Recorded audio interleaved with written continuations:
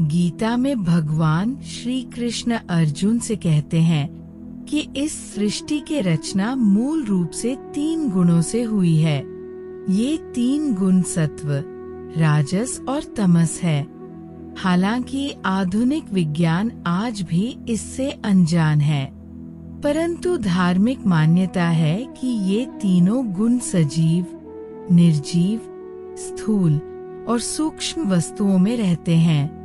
श्री कृष्ण भगवान अर्जुन को ये बताते हैं कि ये मूल प्रकृति ही संसार की समस्त वस्तुओं को उत्पन्न करने वाली है और मैं ही ब्रह्मा, आत्मा रूप में चेतन रूपी बीज को स्थापित करता हूँ। इस जड़ चेतन के संयोग से ही सभी चरचर प्राणियों की उत्पत्ति होती है।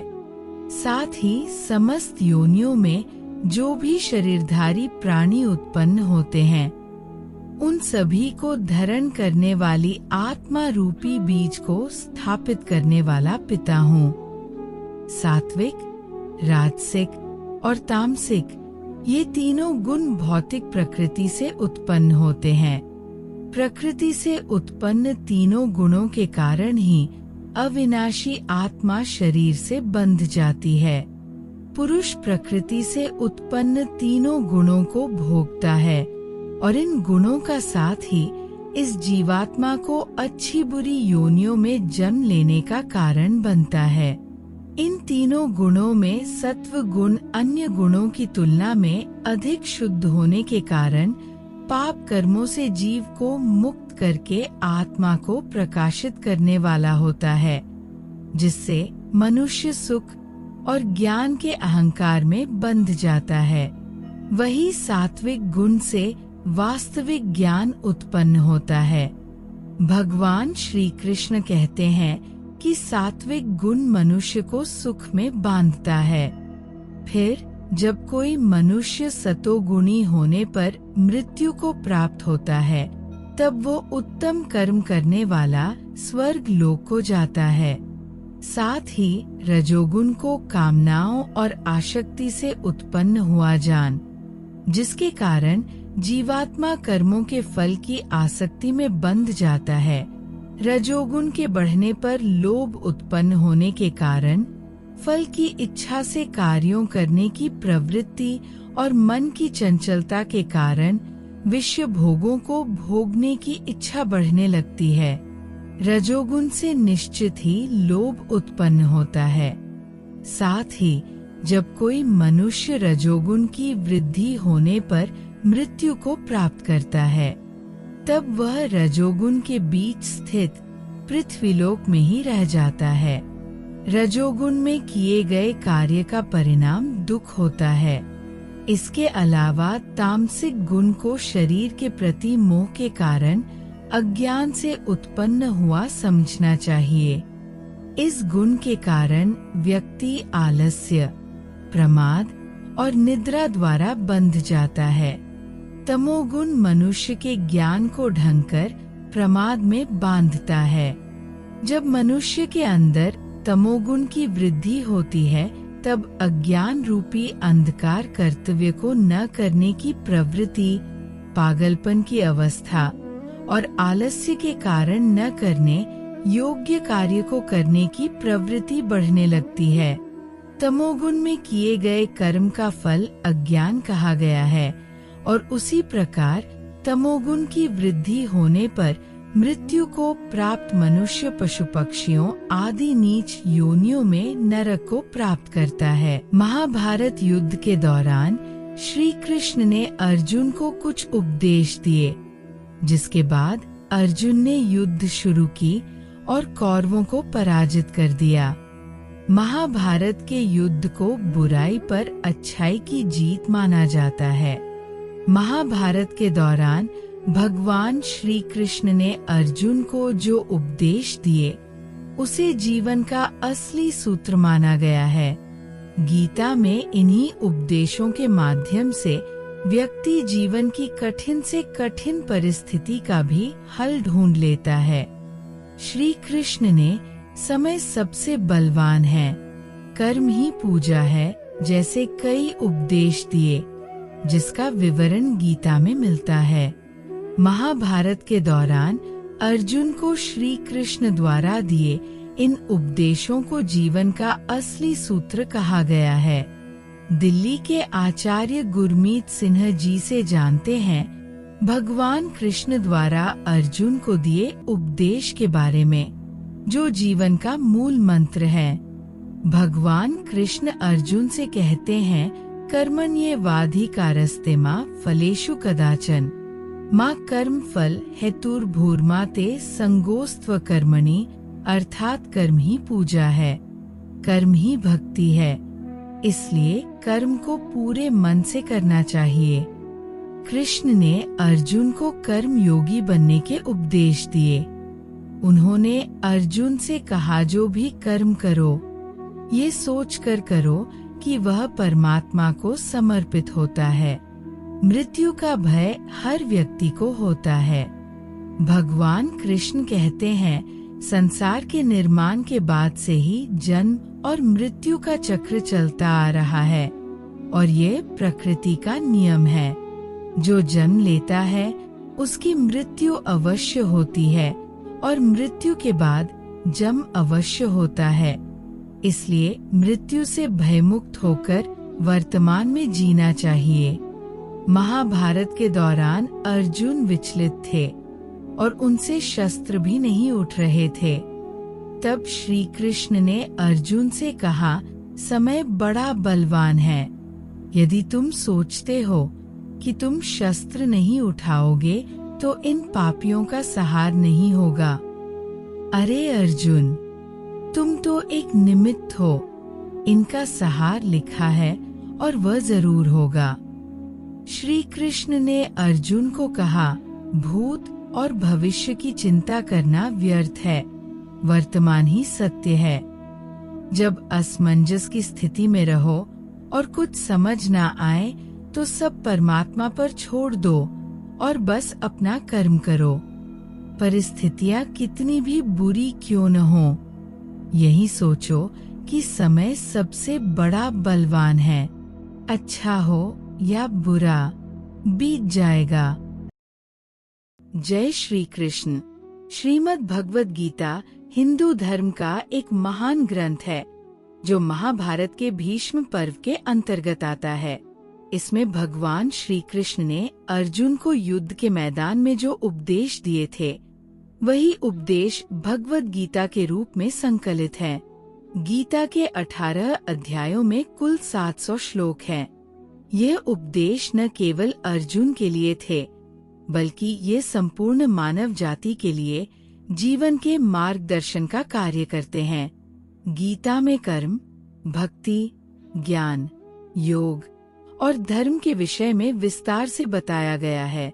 भगवद गीता के मुख्य उपदेश: कर्म का महत्व, कर्मयोग, कर्मण्येवाधिकारस्ते मा फलेषु कदाचन।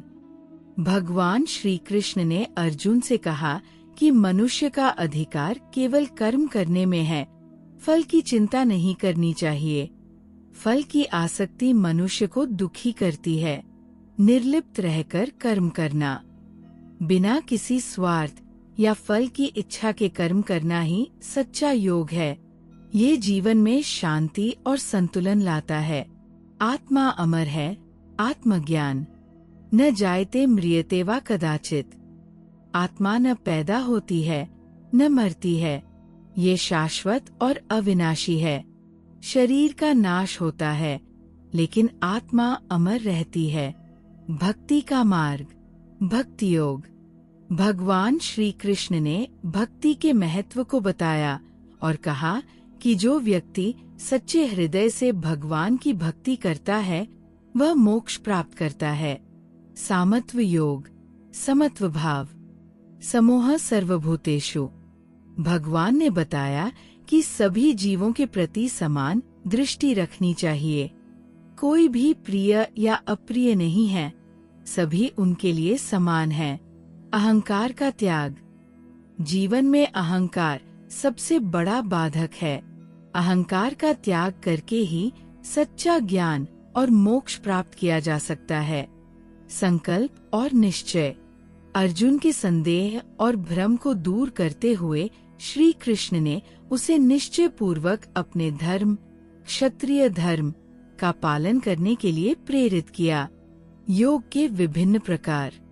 गीता में ज्ञान योग, कर्मयोग, भक्ति योग और ध्यान योग के बारे में विस्तार से बताया गया है।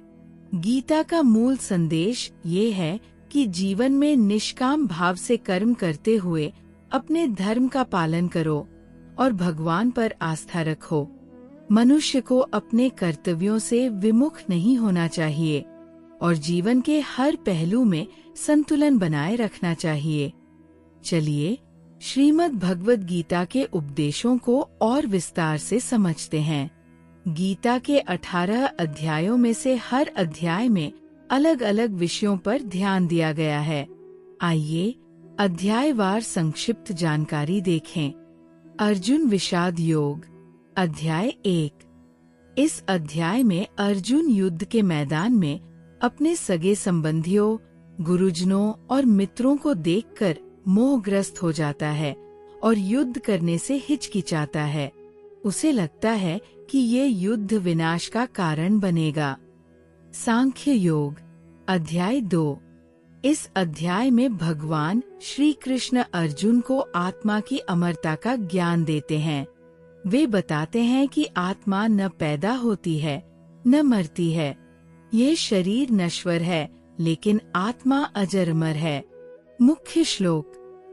कर्मण्येवाधिकारस्ते मा फलेषु कदाचन। तुम्हारा अधिकार केवल कर्म करने में है, फल पर नहीं। कर्म योग, अध्याय 3।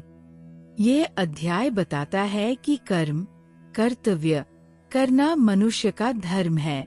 निष्काम भाव से कर्म करने से जीवन में संतुलन आता है। उपदेश।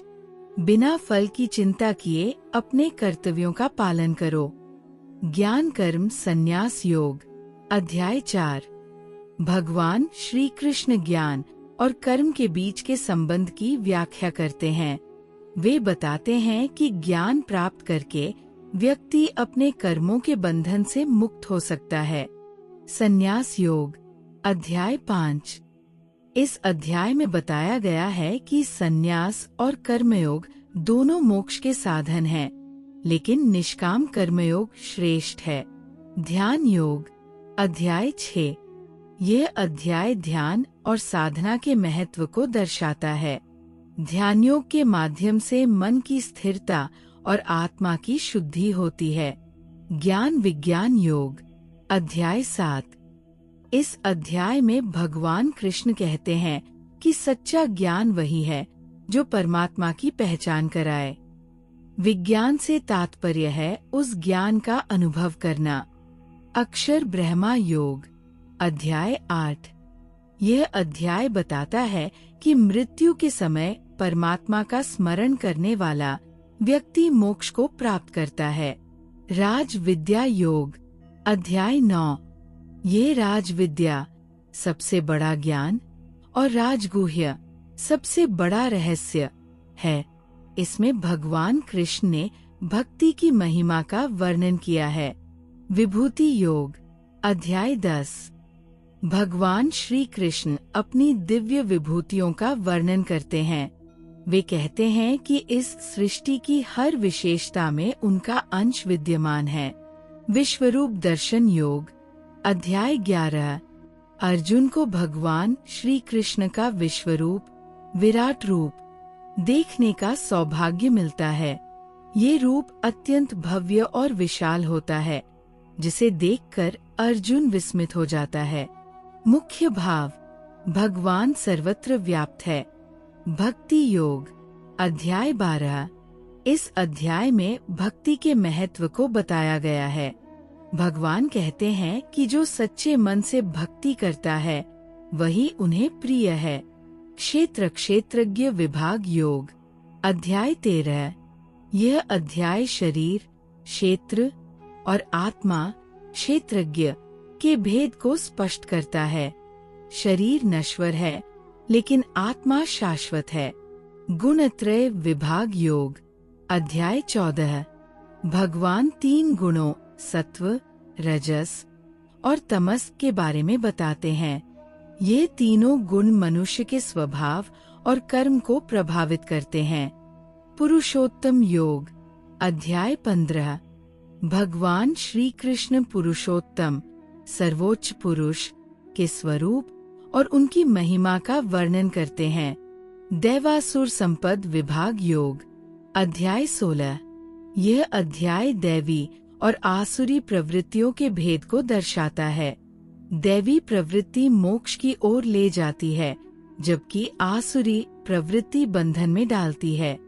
श्रद्धात्रय विभाग योग, अध्याय 17। श्रद्धा के 3 प्रकार सात्विक, राजसिक और तामसिक का वर्णन किया गया है। जिस प्रकार की श्रद्धा होगी वैसा ही जीवन होगा। मोक्ष संन्यास योग, अध्याय 18। अंतिम अध्याय में श्री कृष्ण अर्जुन को संन्यास, मोक्ष और कर्मयोग के अंतिम उपदेश देते हैं। अर्जुन के सभी संदेह दूर होते हैं और वह युद्ध के लिए तैयार हो जाता है। मुख्य श्लोक, सर्वधर्मान परित्यज्य मामेकं शरणं व्रज। सभी धर्मों को त्याग कर मेरी शरण में आओ, मैं तुम्हें मोक्ष प्रदान करूंगा। भगवद गीता का सबसे बड़ा संदेश ये है कि मनुष्य को अपने कर्तव्यों का पालन करते हुए निष्काम भाव से कर्म करना चाहिए और भगवान पर पूर्ण आस्था रखनी चाहिए। भक्ति, ज्ञान और कर्म का संतुलन ही मोक्ष का मार्ग है। श्रीमद् भगवद गीता के उपदेशों के अलावा गीता का गहन अध्ययन हमें जीवन के हर पहलू में संतुलन और आत्मज्ञान की ओर प्रेरित करता है। अब हम गीता के कुछ गहरे सिद्धांतों और उनके जीवन में महत्व के बारे में बात करेंगे। गीता के गहरे सिद्धांत और उनके जीवन में महत्व। निष्काम कर्म। गीता का सबसे महत्वपूर्ण सिद्धांत यही है कि कर्म करते रहो, लेकिन फल की इच्छा मत करो। व्यावहारिक महत्व। ये सिद्धांत हमें सिखाता है कि अपने कार्य में पूरी लगन और ईमानदारी से जुटे रहना चाहिए, चाहे परिणाम कुछ भी हो। इससे तनाव और निराशा से बचा जा सकता है। समत्व भाव। गीता में कहा गया है कि सुख दुख, लाभ हानि, जय पराजय में समान भाव रखना चाहिए। व्यावहारिक महत्व। जीवन में उतार चढ़ाव आते रहते हैं। अगर हम हर परिस्थिति में संतुलित रहते हैं तो मानसिक शांति बनी रहती है। आत्मज्ञान। गीता बताती है कि आत्मा अमर है और ये शरीर केवल एक साधन है। व्यावहारिक महत्व। ये ज्ञान हमें मृत्यु के भय से मुक्त करता है और हमें ये समझने में मदद करता है कि जीवन में असली उद्देश्य आत्मज्ञान और आत्मविकास है। भक्ति का महत्व। भगवान श्री कृष्ण ने कहा कि सच्ची भक्ति करने वाला व्यक्ति हमेशा भगवान के करीब रहता है। व्यावहारिक महत्व। यह हमें विश्वास और आस्था की शक्ति का एहसास कराता है। कठिन समय में भक्ति और आस्था हमें मानसिक मजबूती देती है। स्वधर्म का पालन। गीता में बताया गया है कि स्वधर्म, अपने धर्म या कर्तव्य का पालन करना सबसे बड़ा धर्म है। व्यावहारिक महत्व। अपने कर्तव्यों और जिम्मेदारियों को समझकर उनका पालन करने से व्यक्ति समाज और परिवार के प्रति अपनी भूमिका निभा सकता है। योग का महत्व। गीता में विभिन्न प्रकार के योग बताए गए हैं। कर्मयोग, कर्म के माध्यम से योग। ज्ञान योग, ज्ञान के माध्यम से योग। भक्ति योग, भक्ति के माध्यम से योग। ध्यान योग, ध्यान के माध्यम से योग। व्यावहारिक महत्व। योग जीवन में संतुलन लाने का मार्ग है। ये मानसिक और शारीरिक स्वास्थ्य के लिए भी अत्यंत आवश्यक है। भगवद गीता के प्रसिद्ध श्लोक और उनके अर्थ। कर्मण्येवाधिकारस्ते मा फलेषु कदाचन। अर्थ, तुम्हारा अधिकार केवल कर्म करने में है, उसके फल में नहीं। योगस्थ्य कुरु कर्माणि संग त्यक्त्वा धनंजय। अर्थ, हे धनंजय, अर्जुन, योग में स्थित होकर आसक्ति त्याग कर अपने कर्म करो। वासांसी जीर्णानि यथा विहाय नवानि गृह्णाति नरो प्राणी। अर्थ, जैसे मनुष्य पुराने वस्त्रों को छोड़कर नए वस्त्र धारण करता है, वैसे ही आत्मा पुराने शरीर को त्याग कर नया शरीर ग्रहण करती है। सर्वधर्मान परित्यज्य मामेकं शरणं व्रज अहं त्वां सर्वपापेभ्यो मोक्षयिष्यामि मा शुचः। अर्थ, सभी धर्मों को त्याग कर मेरी शरण में आओ, मैं तुम्हें सभी पापों से मुक्त कर मोक्ष प्रदान करूंगा। चिंता मत करो। भगवद गीता का आज के समय में महत्व। तनाव प्रबंधन। गीता के उपदेश हमें मानसिक शांति और तनाव से निपटने के तरीके सिखाते हैं। निष्काम कर्म का सिद्धांत अपनाकर हम जीवन की चुनौतियों का सामना शांत मन से कर सकते हैं। नेतृत्व और निर्णय लेने की क्षमता। गीता के उपदेशों से हम नेतृत्व कौशल और निर्णय लेने की क्षमता विकसित कर सकते हैं। अर्जुन की तरह जब हम दुविधा में होते हैं तो गीता हमें सही मार्ग दिखाती है। आध्यात्मिक विकास। गीता आत्मा और परमात्मा के रिश्ते को समझने में मदद करती है, जिससे हम आध्यात्मिक रूप से जागरूक हो सकते हैं। संतुलित जीवन जीने की कला। गीता के उपदेशों के अनुसार हमें संतुलित जीवन जीना चाहिए, जिसमें कर्म, भक्ति और ज्ञान का सही संतुलन हो। गीता का समर्पण भाव। अंत में अर्जुन भगवान श्री कृष्ण के उपदेशों से प्रेरित होकर कहता है, नष्टो मोह स्मृतिर्लब्धा त्वत्प्रसादान्मयाच्युत। अर्थ, मेरा मोह नष्ट हो गया है और आपकी कृपा से मुझे स्मृति, ज्ञान प्राप्त हो गया है। अब मैं अपने कर्तव्य का पालन करने के लिए तैयार हूँ। श्रीमद् भगवद गीता के उपदेश और उनके गहरे अर्थ न केवल धार्मिक दृष्टिकोण से महत्वपूर्ण हैं, बल्कि वे जीवन के हर पहलू में हमें मार्गदर्शन देते हैं। अब हम गीता के कुछ और व्यावहारिक पहलुओं, आधुनिक जीवन में उनकी प्रासंगिकता और प्रेरक कहानियों पर चर्चा करेंगे। आधुनिक जीवन में गीता के सिद्धांतों की प्रासंगिकता। कार्यस्थल पर गीता के सिद्धांत। निष्काम कर्मयोग। गीता सिखाती है कि हमें अपने कार्य में पूरी लगन और निष्ठा से जुटना चाहिए, चाहे परिणाम कुछ भी हो। ये सिद्धांत करियर में सफलता पाने के लिए अत्यंत उपयोगी है। उदाहरण, अगर कोई कर्मचारी अपने प्रमोशन के लिए तनाव में है, तो गीता का यह उपदेश उसे प्रेरित करता है कि वह अपने काम पर ध्यान केंद्रित करे, न कि केवल प्रमोशन पर। नेतृत्व और प्रबंधन। गीता के अनुसार एक सच्चा नेता वही है जो बिना स्वार्थ के अपने कर्म करता है और अपने अनुयायियों के लिए एक प्रेरणा बनता है। उदाहरण, श्री कृष्ण ने अर्जुन को युद्ध के लिए प्रेरित किया, लेकिन स्वयं कभी हथियार नहीं उठाए। यही एक आदर्श नेता की पहचान है। व्यक्तिगत जीवन में गीता के उपदेश। मानसिक शांति और संतुलन। गीता के उपदेश हमें आंतरिक शांति प्राप्त करने में मदद करते हैं। सुख दुख, लाभ हानि में समत्व भाव रखने से जीवन में संतुलन बना रहता है। रिश्तों में संतुलन। गीता हमें आसक्ति से मुक्त होकर प्यार करने की शिक्षा देती है। इसका मतलब ये नहीं कि हम रिश्तों की कद्र न करें, बल्कि बिना किसी स्वार्थ के सच्चे रिश्ते निभाएं। शिक्षा में गीता का महत्व। धैर्य और दृढ़ता।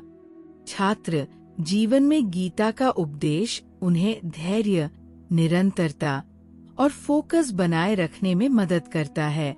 उदाहरण, परीक्षा के समय तनाव और असफलता के डर से बचने के लिए गीता का कर्मण्येवाधिकारस्ते श्लोक अत्यंत प्रेरक है। आत्मविश्वास और निर्णय लेने की क्षमता। अर्जुन की तरह जब विद्यार्थी किसी दुविधा में होते हैं, तो गीता के उपदेश उन्हें आत्मविश्वास और निर्णय लेने की क्षमता प्रदान करते हैं। प्रेरक कहानियाँ और दृष्टांत। अर्जुन का मोह और ज्ञान की प्राप्ति। अर्जुन युद्ध के मैदान में अपने ही रिश्तेदारों, गुरुओं और मित्रों के खिलाफ युद्ध करने से मोहग्रस्त हो जाता है। उसे लगता है कि ये युद्ध विनाश का कारण बनेगा। तब भगवान श्री कृष्ण उसे जीवन के वास्तविक अर्थ और धर्म का ज्ञान देते हैं। संदेश: कभी कभी हमें कठिन परिस्थितियों में भी अपने कर्तव्यों का पालन करना पड़ता है, चाहे हालात कितने भी मुश्किल क्यों न हों। श्री कृष्ण का विराट रूप। जब अर्जुन भगवान श्री कृष्ण की दिव्य शक्ति पर संदेह करता है, तब श्री कृष्ण उसे अपना विराट रूप दिखाते हैं, जिसमें वह संपूर्ण ब्रह्मांड को समाहित देखते हैं। संदेश: ये दर्शाता है कि परमात्मा सर्वत्र व्याप्त है और उनके ज्ञान का अनुभव करना ही सच्चा बोध है। गीता और योग। गीता में योग का बहुत महत्व है। योग का मतलब केवल शारीरिक अभ्यास नहीं है, बल्कि यह एक जीवन शैली है।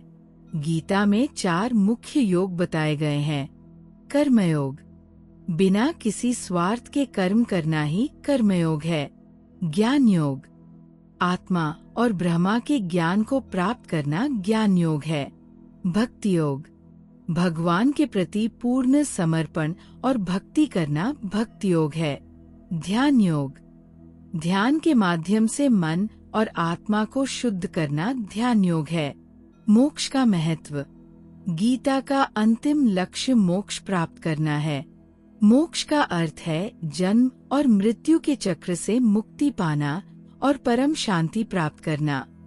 गीता बताती है कि मोक्ष केवल भक्ति, ज्ञान और निष्काम कर्म के माध्यम से ही संभव है। अर्जुन की अंतिम स्वीकृति। भगवान श्री कृष्ण के उपदेशों को सुनने के बाद अर्जुन कहता है, नष्टो मोह स्मृतिर्लब्धा त्वत्प्रसादान्मयाच्युत स्थितोस्मि गतसंदेह करिष्ये वचन तव। अर्थ: हे अच्युत कृष्ण, आपकी कृपा से मेरा मोह नष्ट हो गया है। मुझे स्मृति, ज्ञान प्राप्त हो गया है। अब मैं स्थिर हूँ और मेरे सारे संदेह समाप्त हो गए हैं। मैं आपके आदेश का पालन करूँगा। ये श्लोक ये दर्शाता है कि ज्ञान प्राप्त करने के बाद दुविधा समाप्त हो जाती है और व्यक्ति अपने धर्म का पालन करने के लिए तैयार हो जाता है। निष्कर्ष: श्रीमद् भगवद गीता केवल एक धार्मिक ग्रंथ नहीं है, बल्कि ये जीवन का मार्गदर्शन है। इसमें दिए गए उपदेश हमें व्यक्तिगत, पेशेवर और आध्यात्मिक जीवन में सफलता, शांति और संतुलन बनाए रखने में मदद करते हैं। अगर आपको गीता के किसी विशेष श्लोक, अध्याय या सिद्धांत पर और जानकारी चाहिए तो जरूर बताइए। मैं आपके साथ इस ज्ञान को और विस्तार से साझा करने के लिए उत्साहित हूँ। अब हम श्रीमद् भगवद गीता के कुछ और गहन पहलुओं पर चर्चा करेंगे, जैसे कि गीता के विज्ञान के साथ संबंध, इसके मनोवैज्ञानिक दृष्टिकोण और व्यक्तिगत विकास में इसकी भूमिका। गीता के उपदेश न केवल आध्यात्मिक उन्नति के लिए हैं, बल्कि ये आधुनिक विज्ञान, मनोविज्ञान और स्वप्रबंधन में भी अत्यंत प्रासंगिक है। गीता और विज्ञान। क्वांटम फिजिक्स और गीता। गीता में वर्णित आत्मा का सिद्धांत आधुनिक क्वांटम फिजिक्स के विचारों से मेल खाता है। आत्मा को ऊर्जा के रूप में देखा जा सकता है, जो नष्ट नहीं होती, बल्कि केवल रूपांतरित होती है। ये विचार ऊर्जा संरक्षण के सिद्धांत से मेल खाता है, जो कहता है कि ऊर्जा न तो बनाई जा सकती है, न ही नष्ट की जा सकती है, यह केवल एक रूप से दूसरे रूप में बदलती है। गीता और मनोविज्ञान। Cognitive behavioural theory. गीता का उपदेश कि मनुष्य अपने विचारों से ही बनता है, मनोविज्ञान के इस सिद्धांत से मेल खाता है कि हमारे विचार हमारे व्यवहार और भावनाओं को नियंत्रित करते हैं। गीता में कहा गया है कि मन पर नियंत्रण पाने से व्यक्ति अपने जीवन को सकारात्मक दिशा में ले जा सकता है। अर्जुन का मानसिक द्वंद्व और समाधान।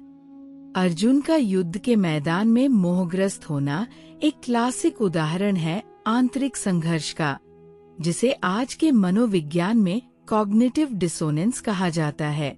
श्री कृष्ण अर्जुन के इस मानसिक द्वंद्व को दूर करने के लिए तर्क, ज्ञान और ध्यान के माध्यम से समाधान प्रस्तुत करते हैं, जो थेरेपी का ही एक रूप है। गीता और व्यक्तिगत विकास, समर्पण और आत्मविश्वास। गीता सिखाती है कि जब व्यक्ति अपने जीवन के निर्णयों को ईश्वर के प्रति समर्पित कर देता है, तो वो आत्मविश्वास और साहस के साथ आगे बढ़ता है। यह हमें सिखाता है कि अहंकार और डर को छोड़कर अपने कर्तव्यों का पालन कैसे किया जाए। भावनात्मक बुद्धिमत्ता। गीता का यह उपदेश कि सुख दुख में समत्व रखना चाहिए, भावनात्मक बुद्धिमत्ता का एक बेहतरीन उदाहरण है। यह हमें अपनी भावनाओं को नियंत्रित करने और दूसरों के प्रति सहानुभूति रखने की शिक्षा देता है। गीता में वर्णित 3 गुण। गीता के अनुसार संसार के सभी लोग और चीजें 3 गुणों से प्रभावित होती है। सत्व, शुद्धता और ज्ञान का गुण। यह गुण शांति, ज्ञान और संतुलन को दर्शाता है। सत्वगुणी व्यक्ति शांत, ईमानदार और दयालु होते हैं। रजस क्रिया और इच्छा का गुण। यह गुण क्रिया, महत्वाकांक्षा और इच्छाओं को दर्शाता है। रजोगुणी व्यक्ति सक्रिय होते हैं, लेकिन वे भौतिक सुखों में अधिक लिप्त रहते हैं। तमस अज्ञान और जड़ता का गुण। यह गुण आलस्य, अज्ञानता और निष्क्रियता को दर्शाता है। तमोगुणी व्यक्ति भ्रमित और निष्क्रिय रहते हैं। महत्व। गीता सिखाती है कि व्यक्ति को सत्वगुण की ओर अग्रसर होना चाहिए और रजस और तमस के प्रभाव को नियंत्रित करना चाहिए। गीता के अनुसार मृत्यु और पुनर्जन्म।